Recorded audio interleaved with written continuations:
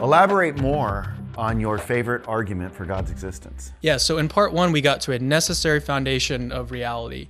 And one of the questions that arises so often is, well, why do you have to think or conclude that this necessary foundation for reality is God? Why couldn't it be the universe? Why couldn't it be something else other than God or like a personal being?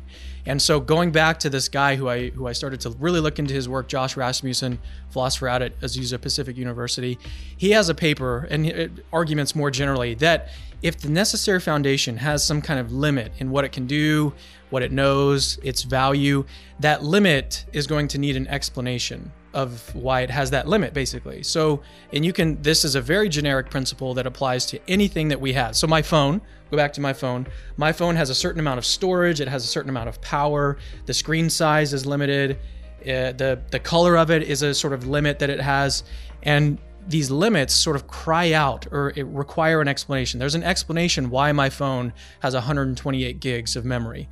And in the same way, we need an explanation for the foundation of reality if the foundation itself has any limits. If the foundation can only create 20 universes, why only 20 universes? Why not 30? Why not 1,000,000 universes?